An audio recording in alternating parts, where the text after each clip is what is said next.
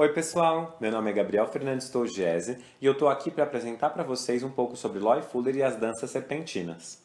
Esse vídeo é uma realização do projeto Serpentina, viabilizado pelo edital 3/2019 do Programa de Ação Cultural da Secretaria de Cultura e Economia Criativa do Governo do Estado de São Paulo, também conhecido como PROAC Editais. Vamos lá? No vídeo anterior, eu falei um pouco das primeiras e mais importantes imitadoras da Loy Fuller entre o final do século XIX e início do século XX. Nesse vídeo, vou falar um pouco das danças serpentinas por terras brasileiras, mais especificamente entre São Paulo e Rio de Janeiro. Eu escolhi essas cidades porque sou de São Paulo, e quando descobri que Loy Fuller passou por aqui, fiquei interessado em saber um pouco mais dessa história. Um dos primeiros textos que informava sobre a passagem de Loy Fuller pelo Rio de Janeiro é de Eduardo Sucena, de 1988. Sabendo as datas por meio desse autor, realizei uma pesquisa na Hemeroteca Digital da Biblioteca Nacional, um site que tem um acervo vasto com jornais e revistas de diferentes épocas em território brasileiro. Os primeiros relatos das danças serpentinas.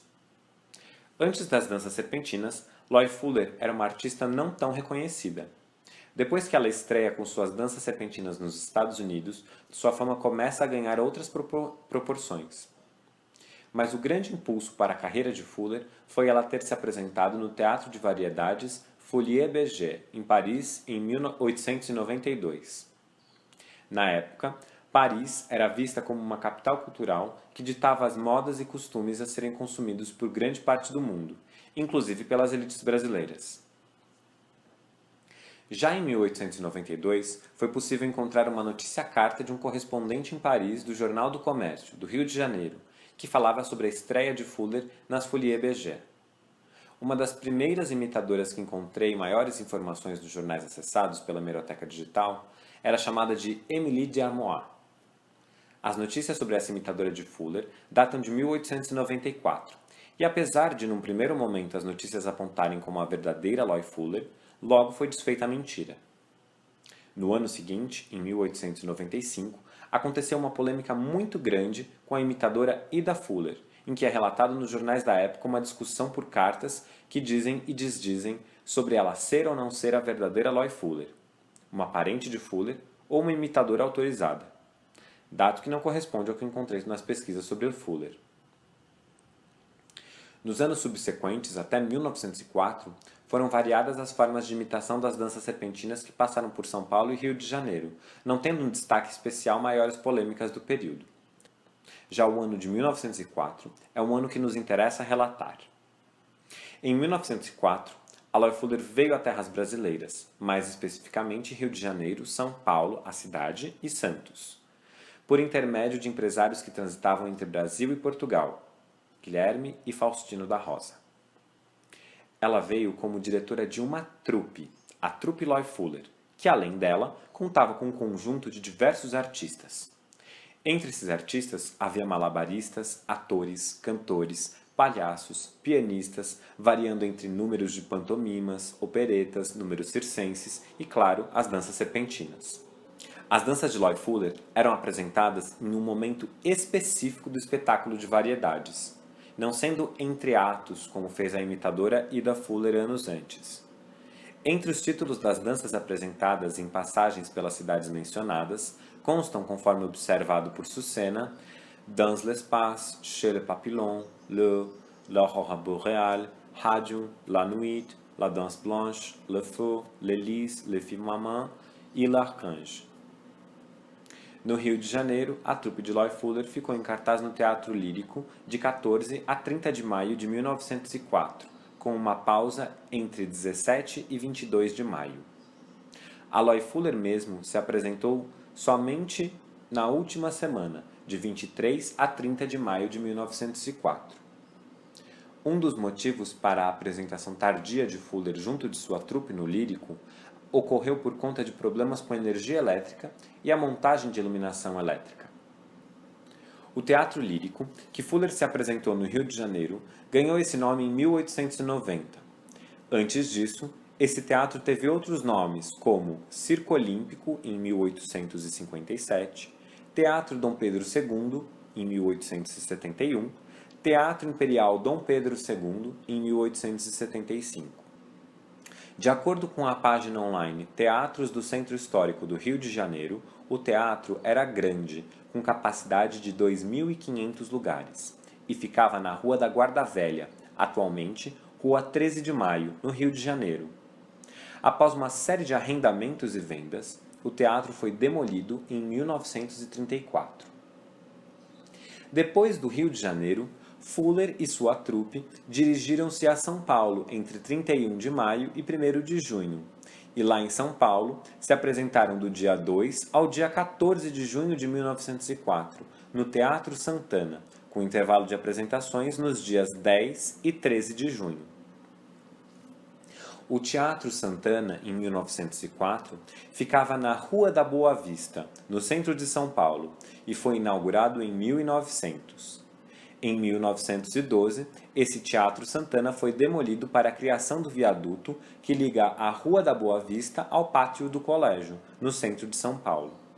O Teatro Santana foi reinaugurado em 1921, na Rua 24 de Maio, com capacidade para 1.336 pessoas. O prédio do então novo Teatro Santana foi novamente demolido em 1960 e transformado na loja de departamentos Magazine Mesbla. Atualmente, o antigo Magazine Mesbla é o local onde se encontra o Sesc 24 de Maio. De São Paulo, a trupe de Loy Fuller seguiu para Santos, no litoral de São Paulo, e se apresentou nos dias 17 e 19 de maio no Teatro Guarani. Dali, partiram para Buenos Aires, na Argentina, no navio a vapor Itali. O Teatro Guarani, em Santos, foi inaugurado em 1882 e tinha capacidade para 700 pessoas. Nos anos 1980, sofreu um incêndio e foi reinaugurado em 2008. Atualmente, conta com 270 assentos na plateia e 80 lugares nos camarotes, além de conter salas e oficinas de artes. Além dessa passagem em 1904 da artista Loy Fuller, a companhia dela, chamada de Companhia Bailados Fantásticos de Loy Fuller, se apresentou em São Paulo e no Rio de Janeiro no ano de 1926. Diferente de 1904, dessa vez era uma companhia de dança que circulava com apresentações e não mais um show de variedades. Apesar de ser outro o formato, mais uma vez a empreitada de Fuller pelas bandas de cá não tiveram grande sucesso. Um detalhe importante: a companhia veio sem a presença da coreógrafa em 1926. No Rio de Janeiro, a companhia realizou um total de 28 sessões entre os teatros João Caetano e Fênix. No Teatro João Caetano foram realizadas 12 sessões, do dia 9 ao dia 18 de julho de 1926, sendo que nos dias 11, 14 e 18 de julho foram feitas sessões duplas, ou seja, uma apresentação à tarde, às 15 horas, e uma apresentação à noite, às 21. No Teatro Fênix, a companhia realizou 16 sessões, do dia 19 ao dia 25 de julho, sendo que nos 6 primeiros dias a companhia trabalhou em sessões duplas, ambas à noite, sendo umas 8 e umas 10 da noite, e no dia 25 de julho foram feitas 3 apresentações, umas 15 horas, umas 20 horas e uma última sessão às 22 horas. Em São Paulo, a Companhia de Bailados Fantásticos se apresentou no Teatro Santana. O que ficava onde hoje é o Sesc 24 de Maio, do dia 27 de julho ao dia 5 de agosto de 1926, com sessões todos os dias às 21 horas e uma única sessão dupla no dia 1º de agosto, sendo uma das apresentações às 15 horas e outra apresentação às 21 horas. Entre as coreografias apresentadas, anunciou-se em diferentes dias os seguintes títulos: Pequenos Nadas, Grande Pássaro Preto, Cortejo, O Fogo, O Lírio, As Sombras Gigantescas, O Grande Véu, Canção Hindu, Passo das Flores, Bailado Loy Fuller, A Morte de Anitra, A Floresta Encantada, A Morte de Ace, As Sombras Fantásticas, Nioguin, Peer Gynt, Momento Musical, Pequena Suíte e Valsa Triste. Esses dados históricos alimentaram os processos artísticos desse projeto, desenvolvido pelo PROAC 3-2019. Por exemplo, algumas das locações das filmagens foram escolhidas por conta desses dados, como a Rua da Boa Vista e os arredores do Sesc 24 de Maio na cidade de São Paulo e a praia do litoral de São Paulo.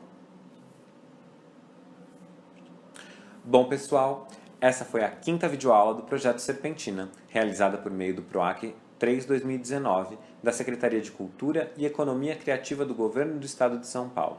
Espero que tenham gostado desse vídeo. Vou deixar na descrição do vídeo algumas das referências que usei para a elaboração desse vídeo e que fizeram parte da pesquisa de criação do projeto.